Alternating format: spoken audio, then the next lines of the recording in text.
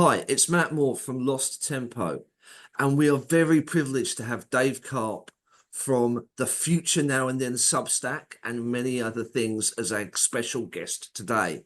Welcome, Dave. Thanks for having me. So let's just crack into it. So you've had quite an interesting life, Dave, and whilst you are an academic now, that wasn't necessarily always the case. So where did you sort of get started, and then how did you sort of move into where you are now? So I got my start in environmental activism. I joined in the US. There's an organization called the Sierra Club, which is the oldest and largest environmental group in the country, founded in 1892 by John Muir. They have a student-run arm that I joined when I was in high school, and I served as director of when I was in college.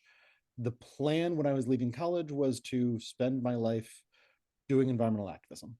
Um, and then my early 20s went a little different than I intended. And at one point, while I was unemployed, I realized that I was still reading political science books on the side for fun. So I had a moment in my life where I was like, all right, while I figure out what I'm doing in my mid 20s, I'll just go into a PhD program. It'll all work itself out.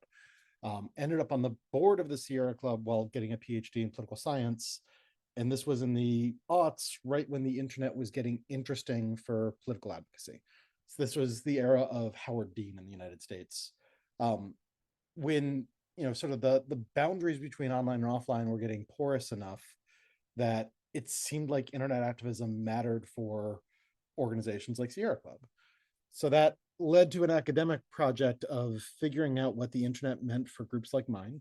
I was then kind of got lucky in the academic job market and was able to get employed in a tenure track job doing that research for political advocacy organizations, sort of figuring out for the organizations that I came out of how we could build power in this sort of still changing digital age. Um, and then fast forward, what, 15 years or so, and here I find myself today. Fantastic. So, just before we move on, I believe you published at least one book on the research that you did then. Yeah. So there was a 2012 book called The Move On Effect, which is about groups like MoveOn.org. Get Up in Australia is another group of that sort. There's 48 Absolutely. in the UK.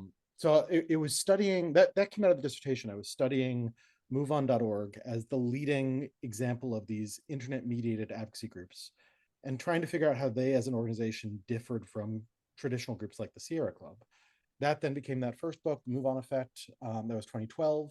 4 years later, I wrote a book called Analytic Activism, which was kind of a sequel to that, about how these organizations use analytics to develop better, or at least different tactics and strategies, and kind of listen to their members in new ways. I had plans actually for a third book to complete the trilogy that was going to comparative analysis of Move On and Get Up and 38 Degrees and sort of the international set of these groups. Um, the second book, Analytic Activism, came out in December 2016, so right after Trump got elected, which means that it was written before the possibility of Trump was even on my radar. So in 2017, I was sort of reeling from that. We also had our first child, and I started to feel like I I need some part of my research to not be about what's happening in current events. And that led me in 2018 to decide, hey, what if I just read all the back issues of Wired magazine and just looked at the technological futures that are always supposed to arrive and never quite do? So that started as a side project, and it's now for the past 6 years or so been the main thing that I work on. Hey, so let's sort of get cracking on that then. So, what have you learned looking at all of these back issues of Wired? What sort of come through? There are a few big lessons that have come through.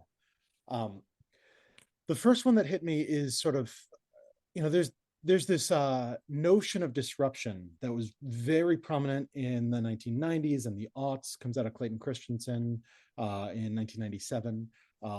Both of my first two books kind of played on that and said, like, look, there are these new disruptors. Let's think about how the new is disrupting the old.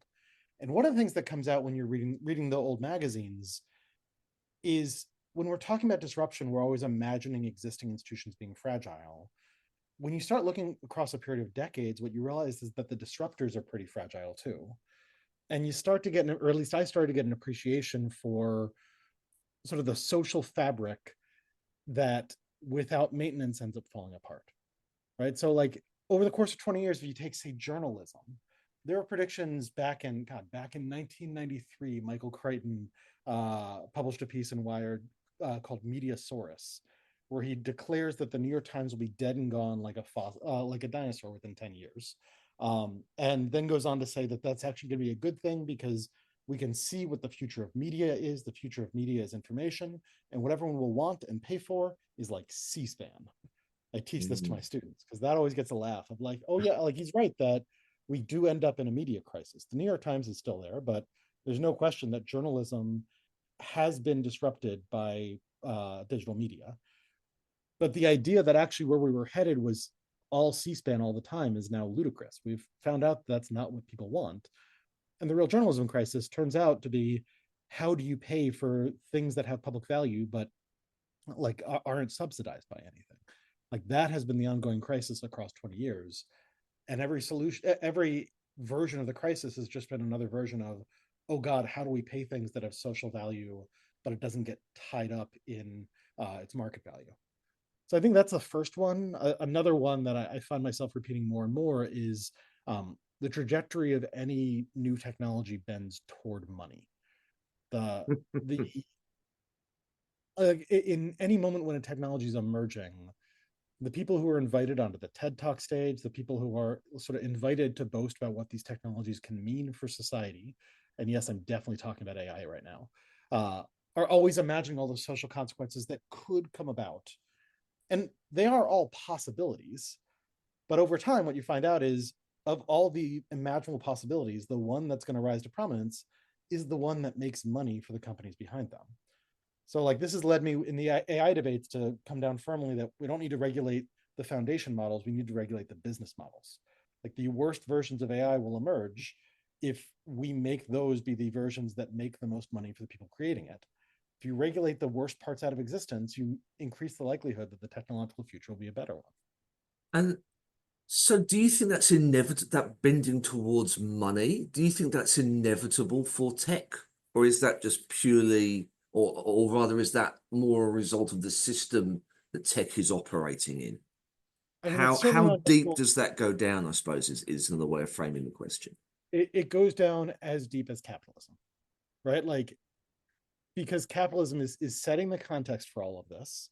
And of course, there are different types of capitalism. A better managed capitalism. I mean, hell, I teach a class on this, and one of the sort of riffs that I always end up saying to my students at some point is, if you give me like a magic wand and a time machine, and I only get to change one thing, I think if I could go back to 1990 and just add a wealth tax, I'm pretty sure we end up with the same technologies and like the same benefits to society. And there's a lot of technologies that I quite like.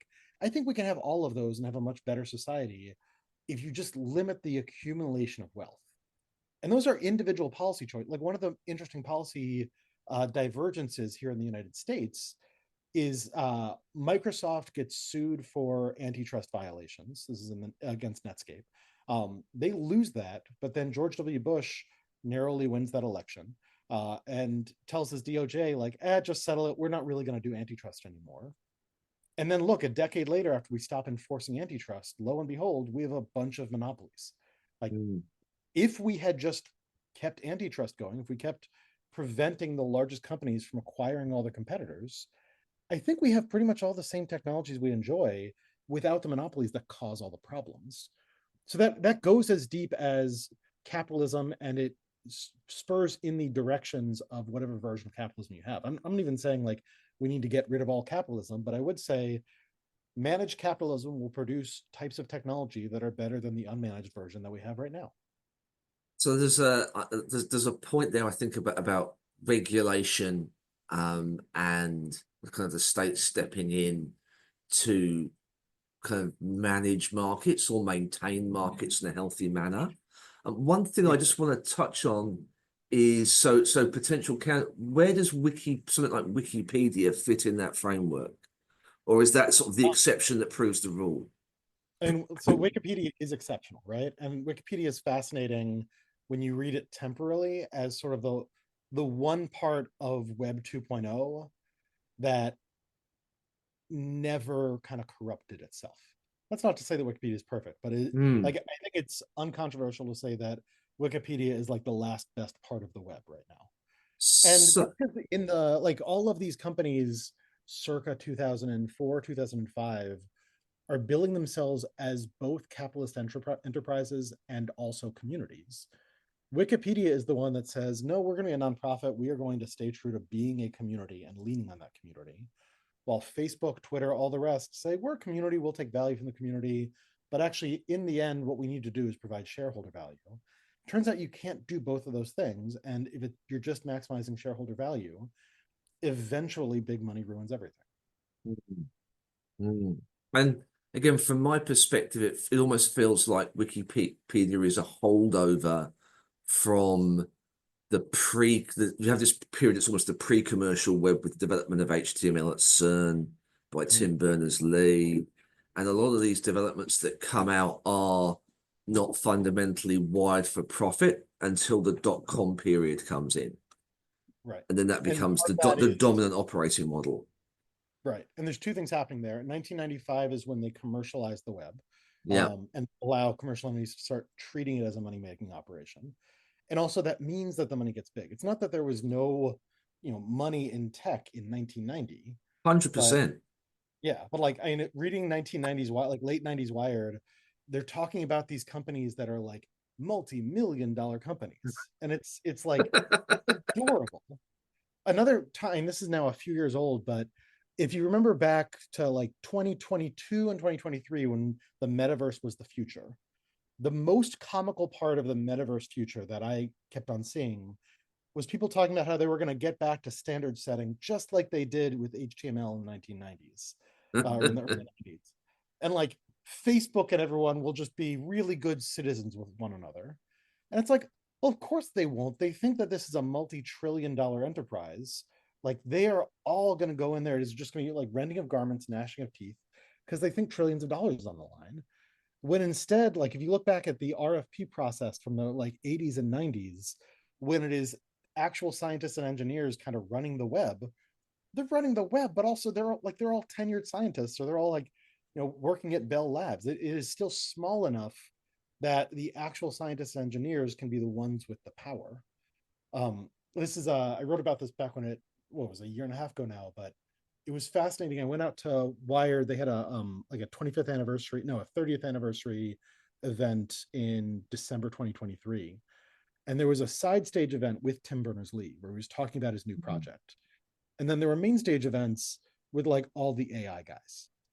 And it was really striking that like Tim Berners-Lee, he is Sir Tim Berners-Lee, like he has been knighted for creating the web, is on the one hand honored, but on the other hand shuffled to the side because he's not the king or the kingmaker.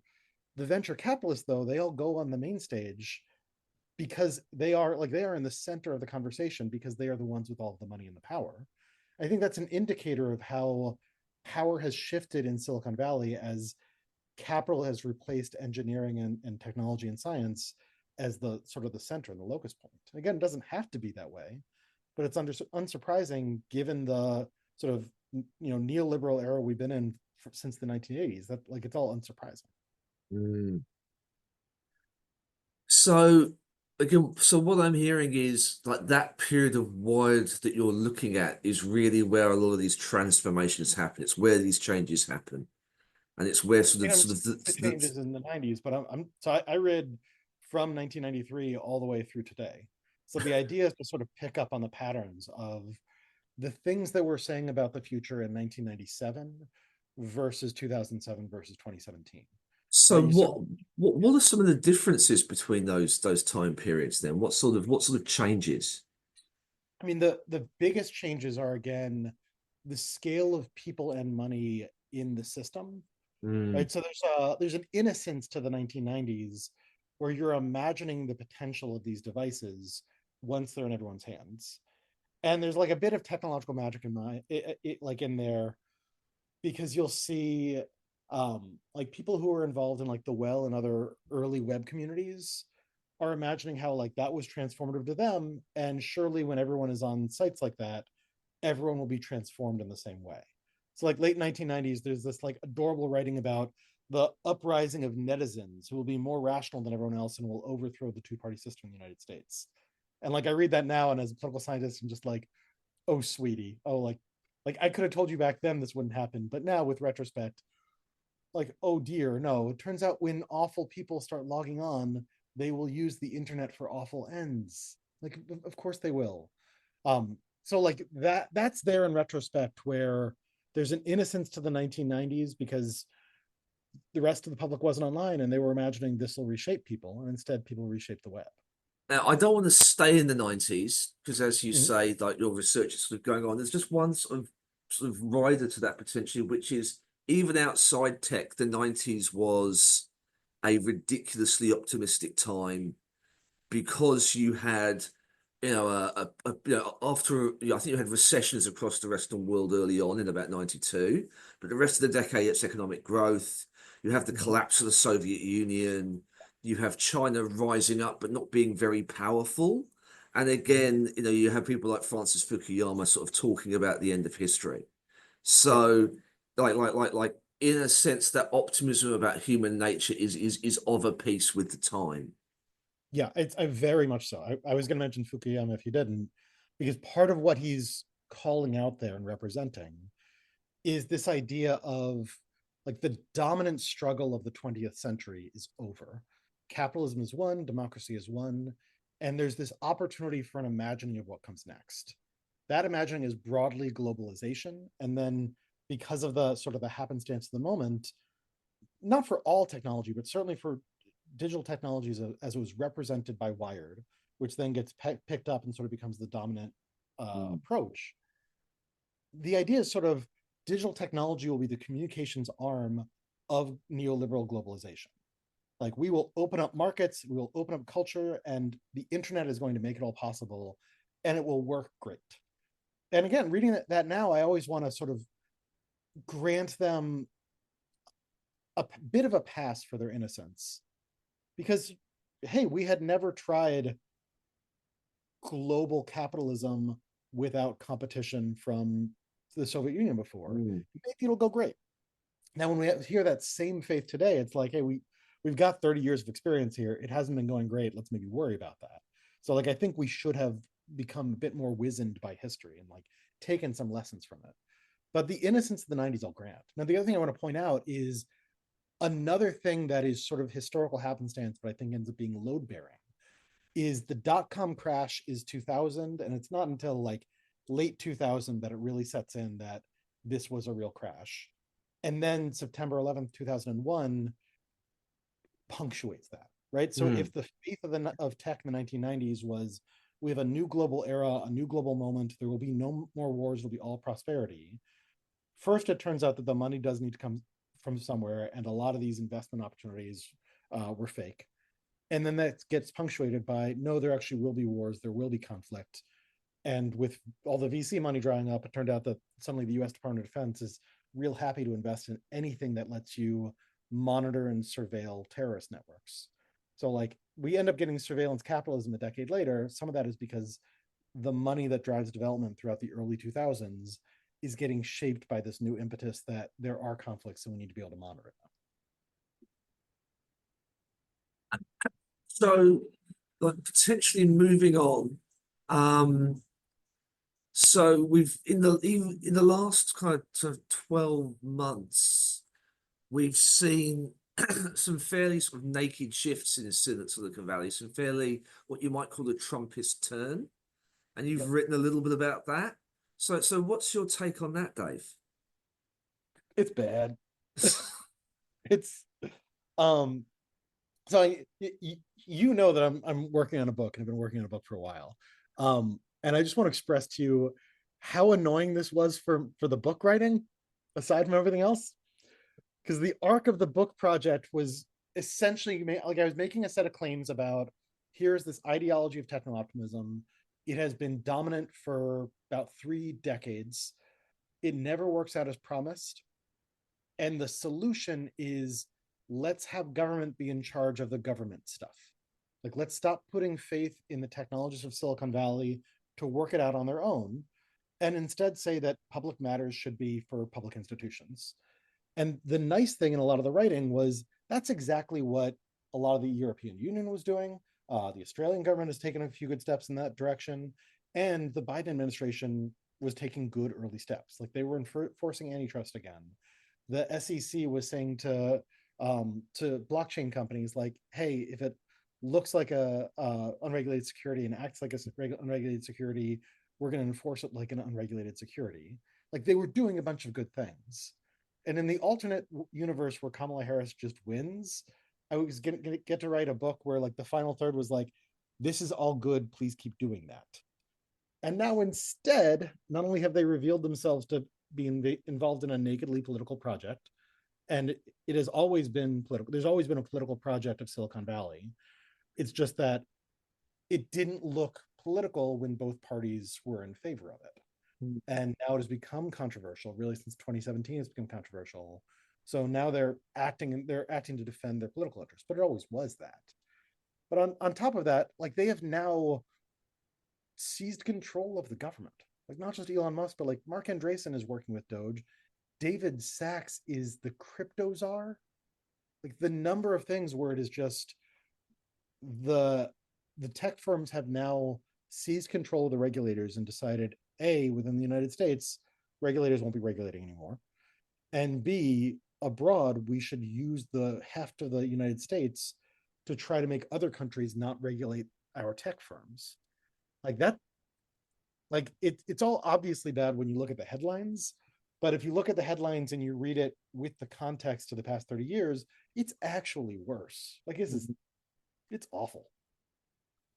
So I'm gonna I'm gonna attempt something maybe a little dangerous here, but I'm gonna ask you what happens over the next 4 years, and I'm gonna suffix that with wrong answers only, please. Wrong answers only. Um, okay, well, the wrongest answer, and I just hit publish on a post about this 2 minutes before joining our call. Um, I suspect the wrongest answer is artificial general intelligence arrives and saves us all.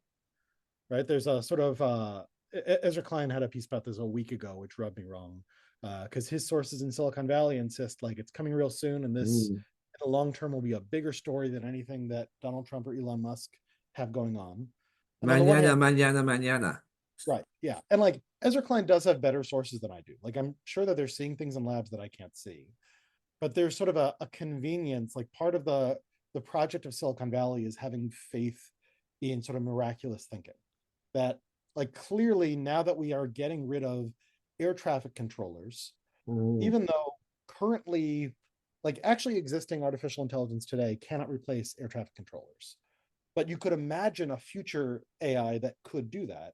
So maybe now that we're firing all of them, let's reason backwards. Yeah, sure, this must be when that AI arrives and saves us all, because otherwise the future will be real bad. So if you start from an ideology of techno optimism and assume that tech will save us, then all of these problems that don't seem to have a reasonable solution get fixed by AGI arriving and like a Mm. literal Deus Ex Machina. So I'm hearing more and more sort of faith from the Silicon Valley set that clearly the timeline of AGI is speeding up and it will solve all these problems that otherwise are depressing as hell. My first wrong answer is they're probably going to be wrong about the timing there, and we will actually be left with a big mess. But like, hey, maybe I'm wrong and they're right. That would be lovely if it turns out that AGI just solves all these problems for us. Let's see other wrong answers. Oh, within the next 4 years, Bitcoin finally develops a use case that generates money, so that it's not just a Ponzi scheme. Yeah, that'll totally happen in the next 4 years. Just hold on. What else? I purchase a pair within the next 4 years. I purchase another pair of Meta Quest headsets and use them more than 3 times before forgetting that I bought them. So we're saying that AGI is actually going to be a bit slow, and we're saying that um, Bitcoin and the metaverse are going to be a little bit slower than advertised, if at all. Um, Yeah. Say something controversial, Dave. Um. So like I part of what it means that I came up in the environmental movement. Like the environmental movement historically are the only people predicting the future who would like to be wrong. Yeah. So it is. This is a separate book project that I'm fiddling with a colleague for after this book is done. Is looking at some moments in the history of the environmental movement and sort of the pragmatic tradition that has driven environmental politics over the years. Because I actually do think I came up in a deeply pragmatic movement that tends to look at social circumstances, worry about what's going wrong, and then think through what are the policy levers that could help us address the likely problems emerging. We're not always right through history, but again, we kind of hope to be wrong. Like, it would be delightful if it turns out that climate change is less socially ruinous than it seems like it will be. And like, Mm. so I'm back on the board of the Sierra Club. Like, I'm back doing some environmental work, and like that is built out of a hope that we end up being wrong, or that through our actions we help to make those predictions be wrong. Um, but it does make me kind of like I'm no fun at parties because like you're talking to me sober. Like once I've had two sips of whiskey, it starts end up being a doom and gloom conversation about like, here are all these social forces. If I'm at all right about all these, then like we're kind of screwed. And like there is a sense in which, like, okay, I may ask you to cut this, but probably not. I'll probably say fine, leave it in. Like if we're looking ahead the next 4 years, the variable that is most unknowable and most impactful is like frankly like we are one hamburger and one bad ketamine trip away from living in a very different world in the United States. Mm. Donald Trump is quite old with a worse diet than I have.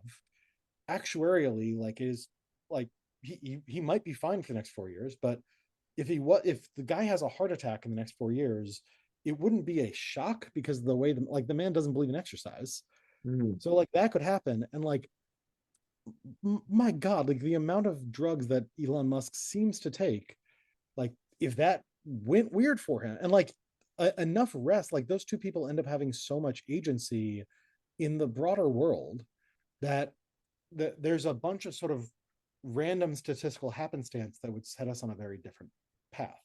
And to be clear, I'm not like saying, haha, let's do this. I'm saying actuarially, you wouldn't need to be a conspiracy theorist after the fact to be like, oh yeah, it turns out that all the drugs that Elon Musk was taking eventually caught up with him. Like you see any Yeah. video on stage, and it's like it's a little surprised that he's still upright. Like I saw a graph recently of like the hours that he spends tweeting, and there's just no time for sleep ever. Like it, That's going to take very its toll, important. hasn't it? That's going to Yeah, take its toll. right. So like if over the next 4 years the two of them stay close together and keep doing exactly what they're doing, things are very dark and difficult to avoid. I mean, here in the United States, just over the weekend, there was reporting a graduate student from Columbia was scooped up by the federal authorities and essentially disappeared. Looks like he's now in Louisiana, but it took a while for his girlfriend or lawyers to locate him. And that was because he was involved with the pro-Palestinian protests at Columbia, and the US government decided that protesting in favor of Palestine makes you aligned with Hamas, which is a terrorist organization, so they can disappear you. Now, they've also murmured, like our government has murmured, that climate activists are economic terrorists. So, like, this goes on for 4 years. Like, we are a few months in, currently on a path towards them deciding, well, we can disappear Karpf because of his Substack entries. Like, things get super dark along the current lines. It's also fractious and chaotic. So, it's very possible 4 years from now, within the next 4 years, that like Musk and Trump have a massive falling out.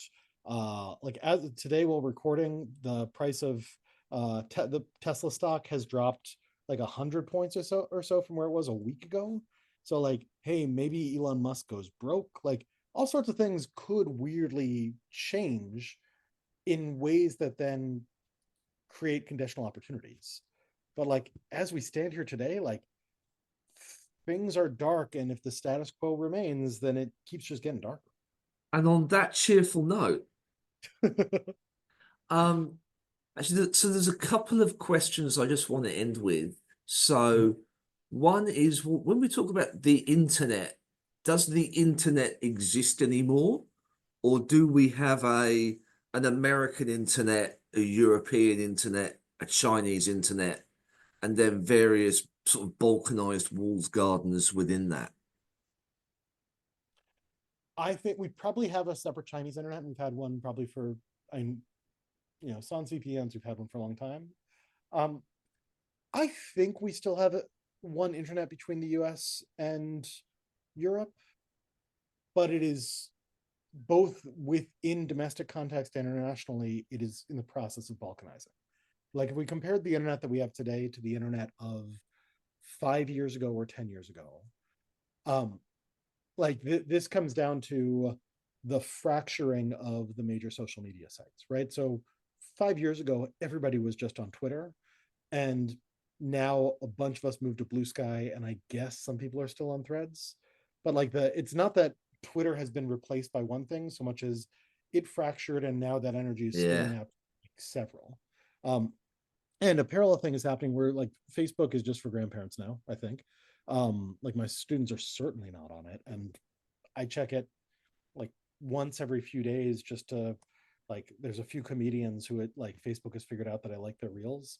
So like I'll open up Facebook and end up watching like a Taylor Tomlinson clip and then take it Oh, off. It's not for what it used to be for. yeah. So the dominant media that defined the internet experience for kind of the long teens is clearly fracturing. I think that's partially fracturing. Like some of that fracturing is happening internationally, but some of it's happening domestically too. So we're just breaking down and sort of aggregating into various silos. Well, that's what human beings do.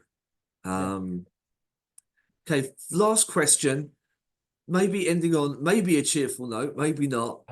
Um, what's one piece of tech that you love? What's one piece of tech that you actually think has been beneficial to you and humanity? Um, can I give two, one for me and one for humanity? Sure, 100%. Um, like I'm a real sucker for streaming television. We have been like it's the trajectory is bad these days, but I over the past few years have gotten to watch lots of good TV that would have not existed without streaming. I have been able to let my kids watch lots and lots of stuff that they enjoy, giving me a momentary parenting break, which I deeply appreciate. Um, but like we're living through a sort of golden age of being able to see and engage with people's art forms in a way that like look, I remember the media of the 1990s and the 2000s, and like TV sucked back then. Like it was bad. And like Yeah, I fair do fair point. appreciate, right? Like it was like did you ever see the show Chuck? I don't believe we did, or if we did, I blocked it out. Chuck was a pretty popular network television show in the 2000s about a guy who works at like basically Best Buy, but is also secretly a spy. Of And course. like it's terrible, but it was good for the time. Like it was about as good as you could hope for back then. And like it's just put to shame by the media that we get to enjoy now. So like I do appreciate that. I like that a lot. But that's for me, not humanity. For humanity, um, like again, as a climate person, the advances that we have made in clean technology have been remarkable. And like as somebody who generally spends his time sort of frowning and being cranky about technologists and their faith and like the stuff VCs get up to, like we are going through a real renaissance of building technologies that can help us build a better planet. It's now under threat because of course now we have a president here in the United States that's decided let's just destroy it all. So now the rest of the world needs to sort of cover for us, and rest of the world, hey, I'm sorry. Um but like if I could go back 10 years ago and tell myself how much better like solar and wind has gotten, like energy transmission, like there are advances in the energy grid, 10 years ago me would be astonished and thrilled. So like it's not that technology dooms us. There's a lot of good technologies that are deeply, deeply helpful. It's just that we can't trust the VCs to do it for us. We need government to play the role of government. And on that note, thank you, Dave. Thanks. Great talking to you. Bye. Bye.